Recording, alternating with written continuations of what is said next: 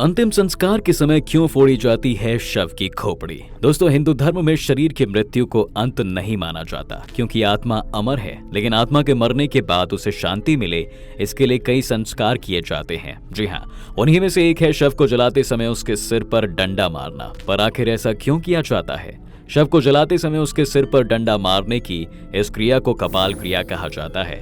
इस क्रिया का हिंदू धर्म शास्त्र गरुड़ पुराण में एक खास महत्व बताया गया है। इस क्रिया में चिता पर जलते हुए शव के सिर पर 3 बार डंडा मारा जाता है और खोपड़ी को पूरी तरह से फोड़कर नष्ट किया जाता है।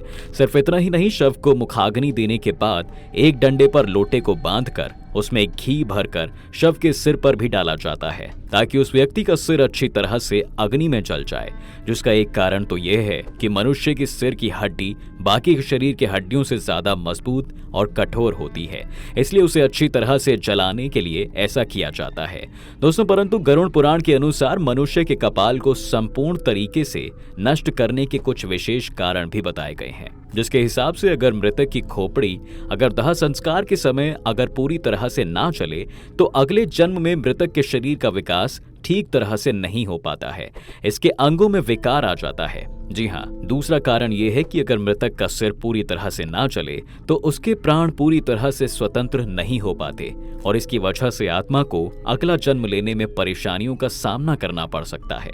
आत्मा को किसी परेशानी का सामना ना करना पड़े, इसलिए भी उसके परिजनों को ये क्रिया अच्छी तरह से करने का सुझाव गरुड़ पुराण में दिया गया है। इसके अलावा एक कारण ये भी है कि इस कलयुग में कई सारे अघोरी और तांत्रिक जादू टोने करने और सिद्धियां प्राप्त करने के लिए मनुष्य की खोपड़ी का इस्तेमाल करते हैं। वो इस खोपड़ी वाली आत्मा को अपनी तंत्र विद्या से बस में कर लेते हैं और इसे कैद करके रखते हैं। इस वजह से आत्मा का मोक्ष प्राप्त करना असंभव हो जाता है।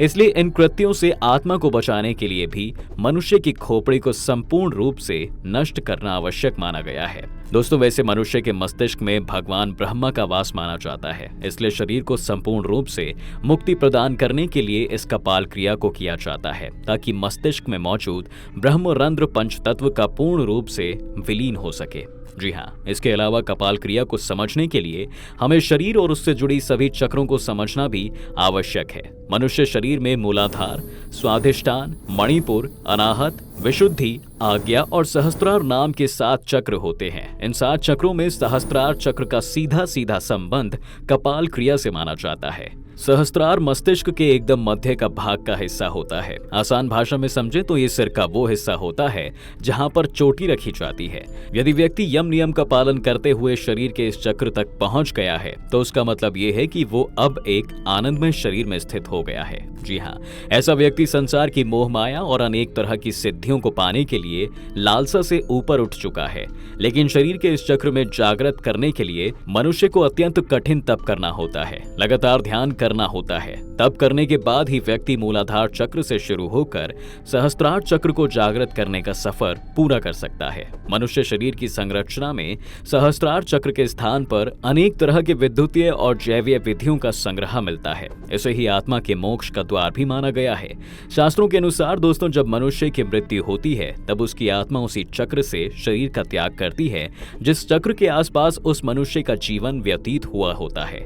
सहस्त्रार चक्र से आत्मा के निवास को मोक्ष प्राप्ति का द्वार माना गया है। सहस्त्रार चक्र से जब आत्मा निकलती है, तो वह कभी कभी सिर को फोड़कर बाहर निकलती है। लेकिन इसके साथ ही ये बात भी जरूरी नहीं है कि साथ में चक्र को जागृत कर लेने वाले हर मनुष्य की आत्मा सिर को फोड़कर ही शरीर से बाहर निकले।